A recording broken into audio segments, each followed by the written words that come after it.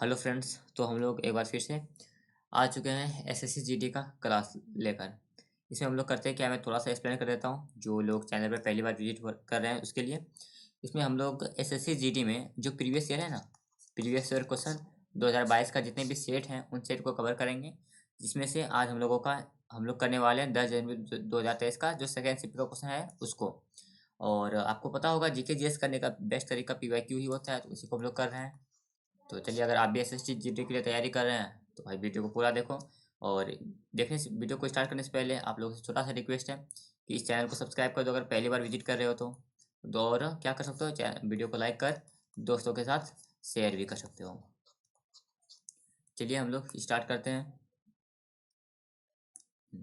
पहला क्वेश्चन है, ओलंपिक्स में भारत के प्रथम ध्वजवाहक का नाम क्या था? तो ओलंपिक में जो भारत के प्रथम ध्वजवाहक थे उनका नाम था पूर्णिमा बनर्जी। क्या था? पूर्णिमा बनर्जी। अगला क्वेश्चन देखते हैं, लेकिन अगला क्वेश्चन देखने से पहले इसको थोड़ा सा मैं ऊपर कर लेता हूँ। चलिए, अगला क्वेश्चन है आपका, सदनवन सदनम पीवी बालकृष्णन को किस नृत्य शैली के लिए संगीत नाटक अकादमी पुरस्कार दिया गया है? तो आपको बताना है कि पीवी बालकृष्णन किस आपका शास्त्रीय नृत्य से संबंधित है। तो पीवी बालकृष्णन जो आपका कथकली से संबंधित है। किससे? कथकली से। अगला क्वेश्चन आपका है, अर्थव्यवस्था के प्रत्येक क्षेत्रक द्वारा जीडीपी में किए गए योगदान से ही देश तैयार होता है। तो अर्थव्यवस्था के प्रत्येक क्षेत्रक द्वारा जीडीपी में किए गए योगदान से ही अर्थव्यवस्था का ढांचा तैयार होता है। क्या होता है? जितना भी हम लोग अर्थव्यवस्था में जीडीपी में योगदान देते हैं उसी से अर्थव्यवस्था का क्या होता है? ढांचा तैयार होता है। चलिए, अगला क्वेश्चन देखते हैं। अगला है आपका, महाशिवरात्रि हिंदू देवता भगवान शिव के सम्मान में हिंदू माह डैश में मनाई जाती है। तो पूछ रहा है कि महाशिवरात्रि किस माह में मनाई जाती है? तो महाशिवरात्रि आपका मनाया जाता है हिंदी माह के फाल्गुन महीने में। किसमें? फाल्गुन महीने में आपका मनाया जाता है महाशिवरात्रि। अगला क्वेश्चन आपका, अक्टूबर 2022 के अनुसार भारतीय कम्युनिस्ट पार्टी के महासचिव कौन है? तो भारतीय जो कम्युनिस्ट पार्टी है इनके महासचिव कौन है? तो इसके महासचिव है जी डी राजा नहीं, डी राजा। तो कम्युनिस्ट पार्टी के आपका महासचिव है डी राजा। चलिए आगे देखते हैं। अगला क्वेश्चन है आपका, बैडमिंटन में प्रत्येक खेल कितने अंक का होता है? तो बैडमिंटन में जो प्रत्येक खेल होता है वो होता है 21 अंकों का। कितने अंकों का होता है? 21 अंकों का होता है। अगला क्वेश्चन देखते हैं, स्किल इंडिया मिशन की अभिशासन परिषद की अध्यक्षता डैश करते हैं? तो स्किल इंडिया है, स्किल इंडिया मिशन है, इसके अभिशासन की परिषद की अध्यक्षता यानी कि स्किल इंडिया मिशन के जो अध्यक्ष होते हैं, चेयरमैन होते हैं, वो कौन होते हैं? तो वो हमारे पीएम होते हैं। कौन होते हैं? पीएम। पीएम ही स्किल इंडिया मिशन के आपका अध्यक्षता करते हैं। चलिए, अगला क्वेश्चन क्या है, निम्नलिखित में से कौन सा केस फौजीदारी कानून के अंतर्गत नहीं आता? फौजीदारी कानून के अंतर्गत निम्नलिखित में से कौन सा केस नहीं आता? तो देखिए, तलाक विवाद, चोरी, हत्या, दहेज के लिए तंग करना। अब देखिए, चोरी, हत्या और दहेज के लिए तंग करना ये सब तो फौजीदारी कानून के अंतर्गत आता है, लेकिन तलाक विवाद जो है ये आपका फौजीदारी कानून के अंतर्गत नहीं आता है।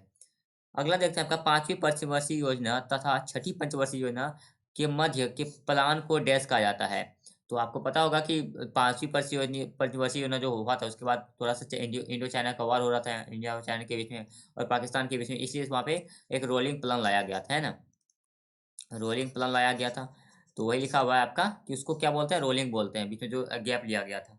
अच्छा, आपने आपने देखा होगा कल का वीडियो अगर आपने किया है तो वहाँ भी पंचवर्षीय योजना से क्वेश्चन आया था। तो इस तरह से आप एक अंदाजा लगा सकते हो कि पंचवर्षीय योजना कितना इंपॉर्टेंट है। अगर आपने पंचवर्षीय योजना क्लास किया है तो बहुत अच्छा बात है। अगर नहीं किया है और अगर करना चाहते हैं तो फिर आप लोग एक बार कमेंट कर दीजिएगा, मैं उसका भी एक वीडियो लेकर आ जाऊँगा पंचवर्षीय योजना के टोटल के जितना भी उससे क्वेश्चन बन सकते हैं। चलिए, 21 सितंबर 2022 में त्रिपुरा भारत से राज्यसभा के सदस्य के रूप में निर्वाचित किया गया था। तो देखो, भारत से राज्यसभा से कहाँ से? त्रिपुरा के लिए किसे निर्वाचित किया गया था? तो त्रिपुरा के लिए निर्वाचित किया गया था आपका बिप्लब कुमार देव को। बिप्लब कुमार देव को आपका त्रिपुरा से राज्यसभा के लिए निर्वाचित किया गया था। आपको पता होगा कि राज्यसभा में कुछ मेंबर जो होते हैं नॉमिनेटेड होते हैं, निर्वाचित होते हैं। तो त्रिपुरा से कौन थे? सितंबर 2022 का बात हो रहा है। सितंबर 2022 में आपका बिप्लब कुमार देव को राज्यसभा के लिए निर्वाचित किया गया था। चलिए, और आप लोगों ने आप देख सकते हैं यहाँ पे जनगणना के बारे में फिर से पूछा गया। तो कल भी जनगणना के बारे में अगर आपने क्लास किया था तो उसमें भी था जनगणना से रिलेटेड क्वेश्चन, और आज भी है। तो सेंसस 2011 जो है 2011 जो है ये थोड़ा सा इंपॉर्टेंट बन जाता है। सेंसस 2011 जनगणना 2011 के अनुसार भारत में सर्वाधिक महिला साक्षरता दर वाला राज्य का नाम बताइए। तो सर्वाधिक महिला साक्षरता दर वाला राज्य क्या है? केरल है। और सबसे कम कहाँ पे है? बिहार में है ना?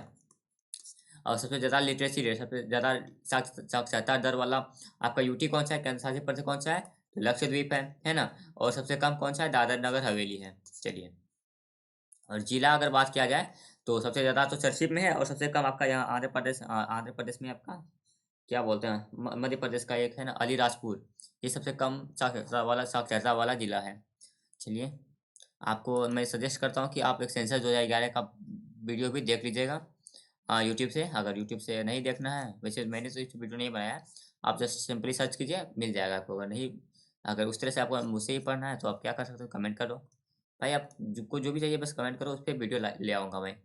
महात्मा गांधी, अच्छा यहाँ पे आप लोगों ने नोटिस किया होगा कि महात्मा गांधी का कल क्या पूछा गया था, 2000 के पीछे कौन है। तो आपको मैं दिखा देता हूँ, अगर आपको थोड़ा सा मैं बता देता हूँ, एक सेकेंड अगर मुझे मिल जाए तो। 2000, हाँ यहाँ देख लो, है ना। कल का क्वेश्चन में था ये वाला कि 2000 के पीछे किसका है, तो मंगलयान है। और आज क्वेश्चन क्या पूछ रहा है,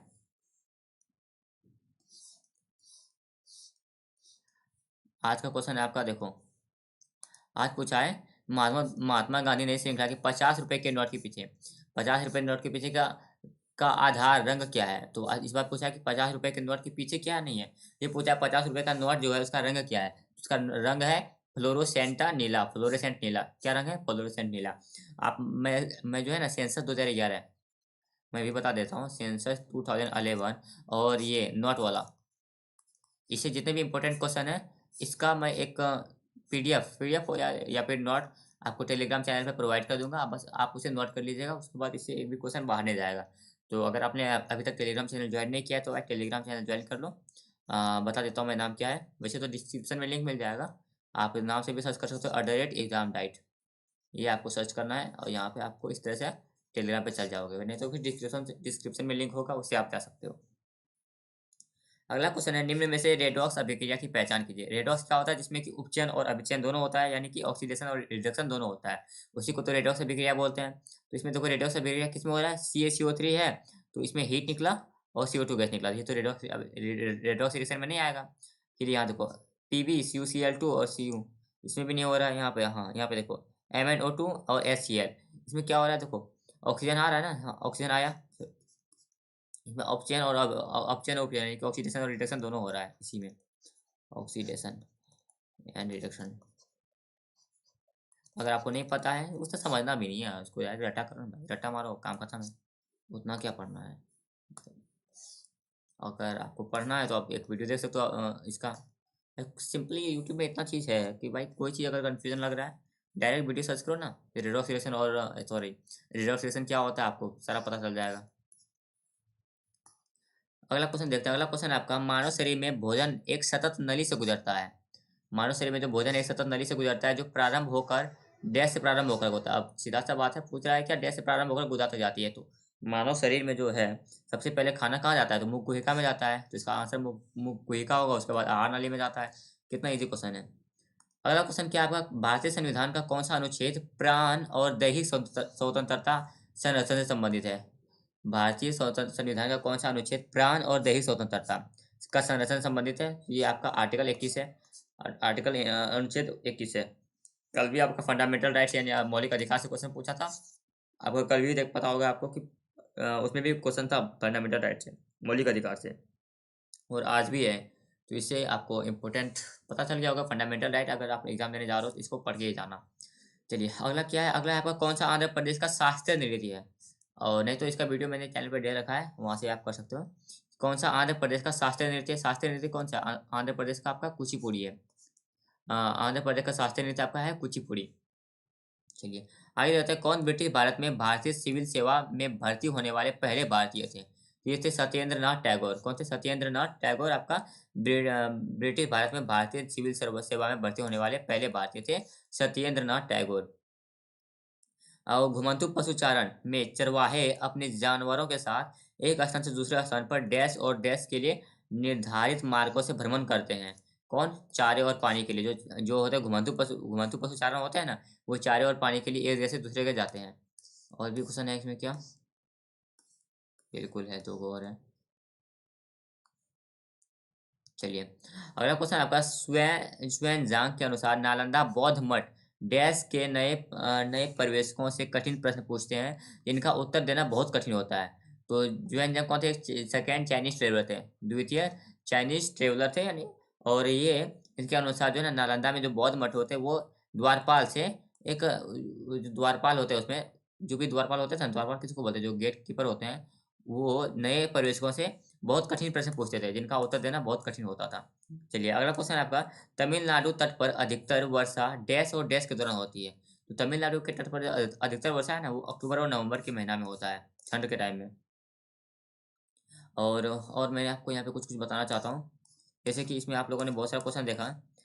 इसमें कुछ कुछ क्वेश्चन था, जैसे कि फंडामेंटल राइट से क्वेश्चन था ना। आपका कहाँ देखा मैं, फंडामेंटल राइट। और फंडामेंटल राइट के लिए जो एक नोट्स है ना, वो नोट्स मैं टेलीग्राम चैनल पर दे दूंगा, ठीक है। और और क्या, अभी मैं अपलोड कर दूंगा फंडामेंटल राइट से एक नोट टेलीग्राम चैनल पे दे दूंगा, प्लस में फंडामेंटल और नोट वाला भी दे दूंगा, ठीक। और कौन सा था, और भी कोई सा था जो कि यहाँ पे अचानक से आ गया था, हाँ। और सेंसस 2011, इसे लेकर इन तीनों का मैं एक नोट्स आपको दे दूंगा यहाँ टेलीग्राम चैनल पे, तो टेलीग्राम चैनल ज्वाइन कर लो। और आई होप कि ये वीडियो पसंद आया होगा। वीडियो अगर जरा सा भी हेल्पफुल लगा तो चैनल को सब्सक्राइब कर दो, वीडियो को लाइक कर दो, दोस्तों के साथ शेयर कर दो। चलिए मिलते हैं अगले क्लास में।